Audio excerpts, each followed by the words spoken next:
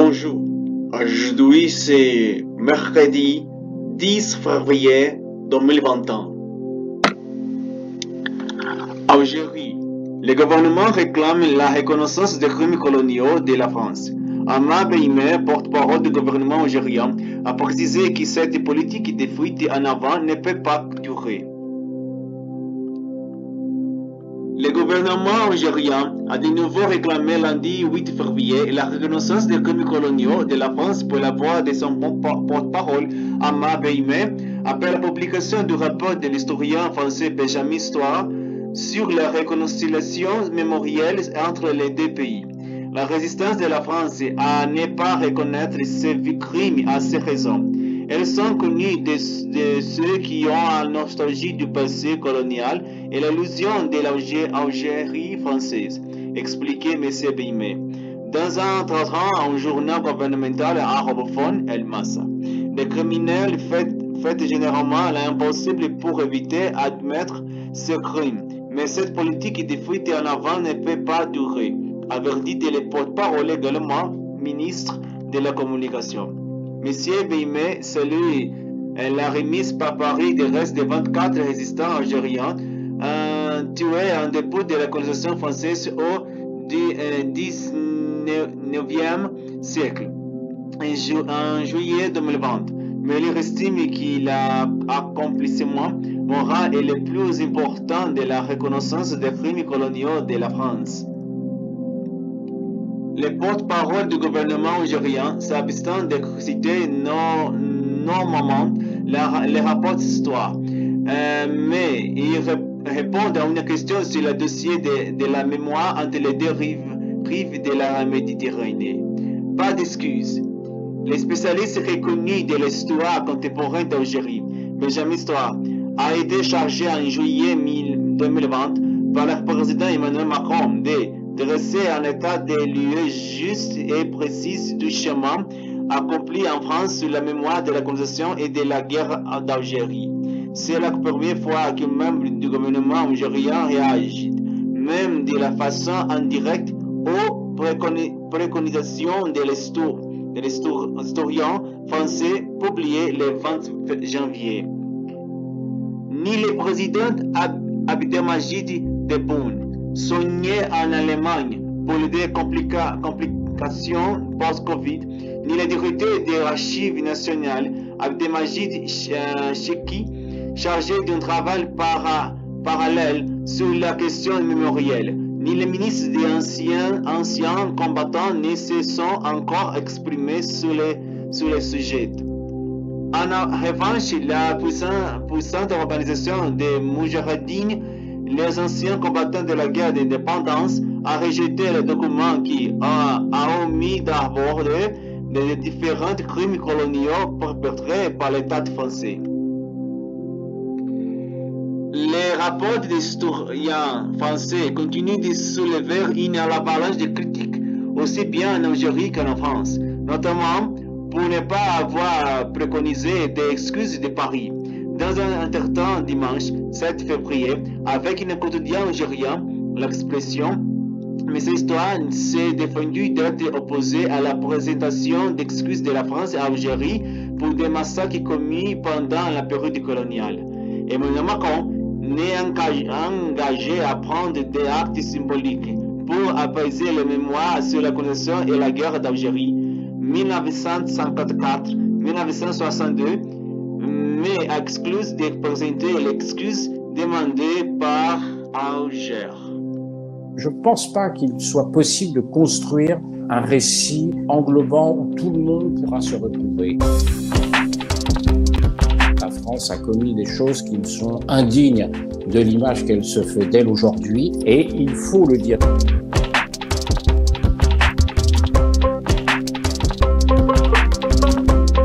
L'objectif est un objectif d'apaisement, quand même 60 ans après la fin du conflit.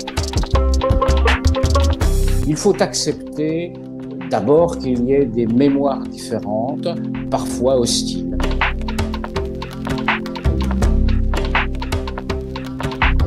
Il faut accepter aussi que l'histoire est conflictuelle et il faut accepter que tout ne se vaut pas.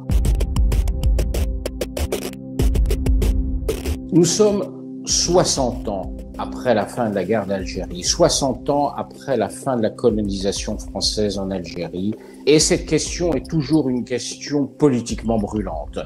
Il est bon qu'un jeune président qui n'a pas connu cette époque puisse s'en saisir et demande à un grand historien comme Benjamin Stora d'essayer de mettre les choses à plat pour qu'on voit sur ce quoi on pourrait déboucher en termes de mémoire politique, parce que ce n'est pas un travail d'historien, c'est vraiment un travail politique sur la question mémorielle de la guerre d'Algérie et de la colonisation de l'Algérie.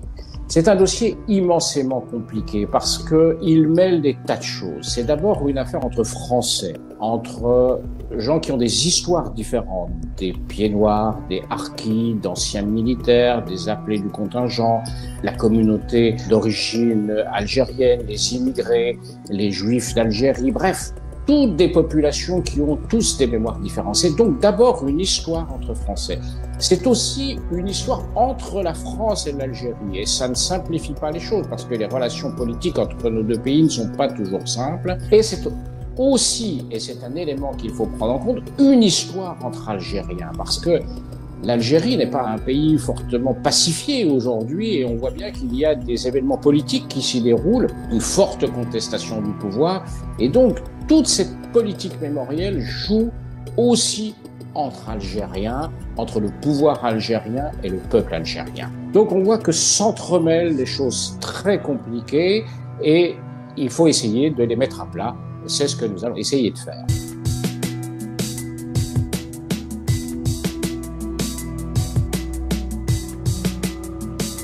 La France entretient un rapport compliqué avec sa mémoire coloniale. En fait, elle n'y pense pas beaucoup. Il y a l'Algérie, mais il n'y a pas que l'Algérie. La France a eu d'autres colonies que l'Algérie. Les premières étaient les colonies aux Antilles, par exemple, où la France a eu des esclaves, comme les Américains.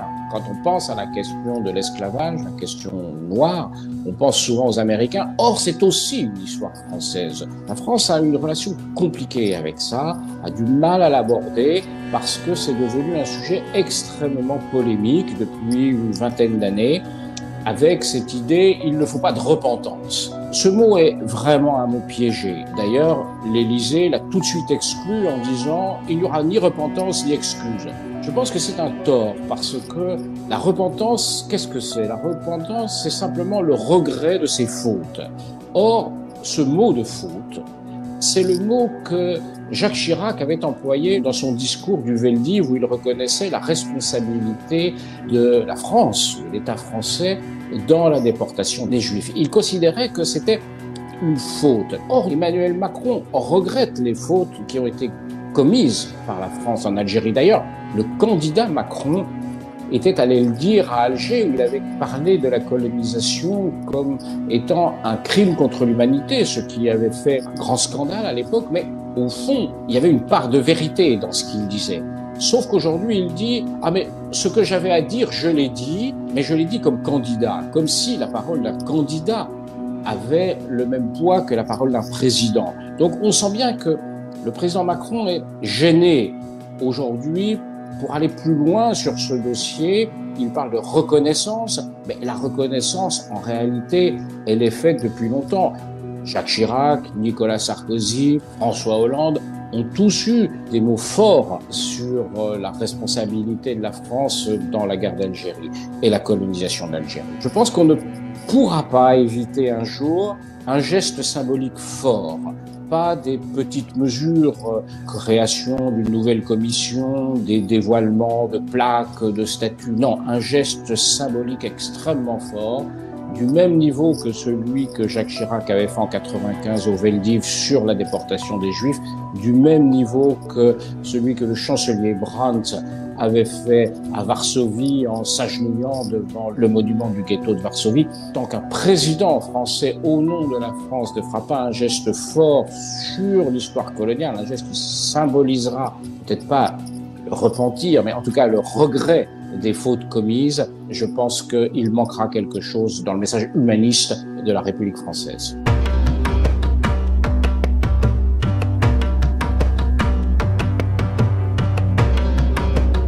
Tenter d'écrire une histoire, un récit qui réconcilierait tout le monde relève de la mission impossible. On ne peut pas se satisfaire d'un discours officiel et un peu mythique, mythologique, ni du côté français, ni du côté algérien.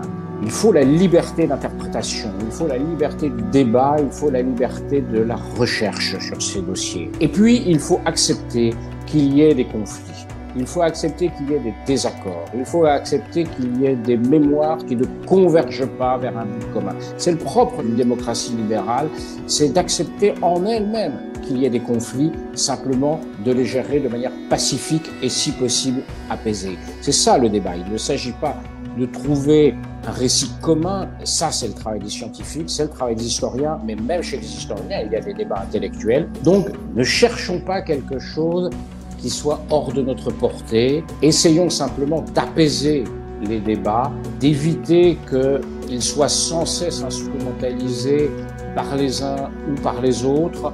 D'abord de savoir ce qu'il s'est passé. Or, une grande partie des Français ignorent ce qu'il s'est passé en Algérie. La guerre d'Algérie a été quelque chose de très moche, avec sans doute 2 millions d'Algériens qui ont été expulsés de leur village, avec des bombardements au napalm, avec de la torture, on le sait.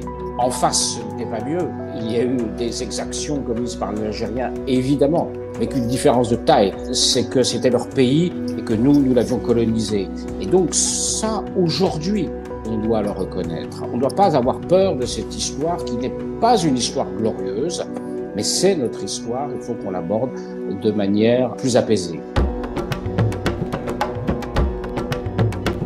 Vu d'Algérie, c'est compliqué d'en parler, parce que qui parle? Est-ce que c'est le pouvoir algérien qui trouve au fond toute sa légitimité politique encore aujourd'hui dans cette guerre d'indépendance? C'est le FLN, et donc avec une histoire très verrouillée. Ou est-ce que c'est le peuple algérien? Le peuple algérien qui lui aussi pourrait demander des comptes, voire des excuses à 60 ans du gouvernement militaire qui a confisqué la guerre d'indépendance et qui s'est enrichi. On voit bien qu'il y a eu des contestations très violentes en Algérie, une contestation démocratique très violente, une guerre civile dans les années 90, sur lequel la population pourrait aussi demander des comptes. Donc c'est compliqué en Algérie aussi, parce que tout le franco-algérien est franco-algérien, franco-français et algéro-algérien. Et tout ça, ça se mêle dans un écheveau politique extrêmement compliqué, avec des histoires personnelles qui touchent des millions de gens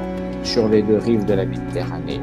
Donc, vu d'Algérie, tout dépend à qui on parle. On aurait trop tendance à croire que les jeunes disent c'est pas notre problème. Bien sûr que si, c'est aussi leur problème, mais c'est pas leur priorité aujourd'hui pour les jeunes Algériens. La priorité pour les jeunes Algériens, c'est évidemment un système plus démocratique et des conditions de vie meilleures.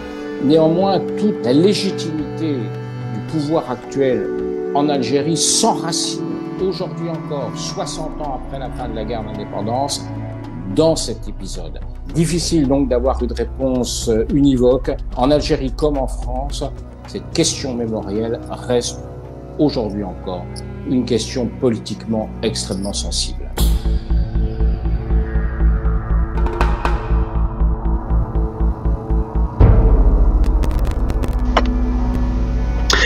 J'espère qu'Emmanuel Macron peut changer d'idée.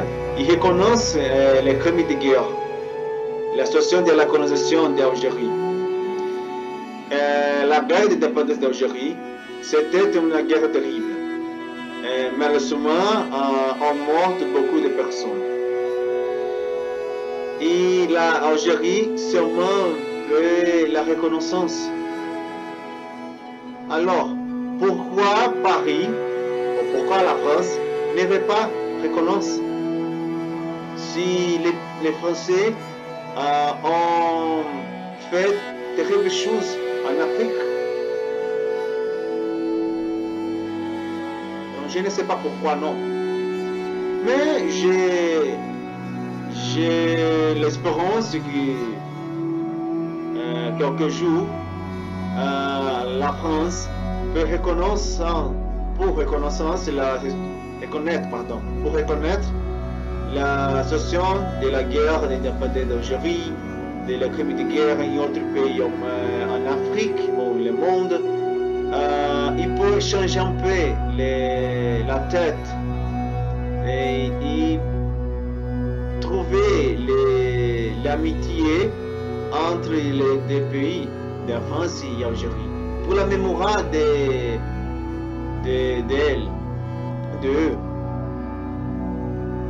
Mais je pense que la situation seulement sera aura un bon résultat quand la France reconnaisse les crimes de guerre et donne excuses et pardon, non, pour la guerre d'indépendance, la guerre entre France et Algérie. Dans ce moment, j'aime l'Algérie, un pays très intéressant pour visiter. J'espère que quelques jours visiter ce pays. Et j'espère trouver un pays grand, parce que l'Algérie parce que l'Algérie a une histoire incroyable et nous devons visiter et faire partie de l'histoire d'Algérie. Alors, j'espère que la France peut donner l'excuse et pardon au peuple algérien. Vive l'Algérie, vive l'Algérie, vive l'Algérie. Merci beaucoup pour regarder mon vidéo. Partagez cette vidéo, commente, like, qui est important pour moi, donc s'il vous plaît, donnez like. Et shukran à mes amis algériens. Et j'espère être ici avec autres nouvelles intéressantes. Merci beaucoup à tous et à demain.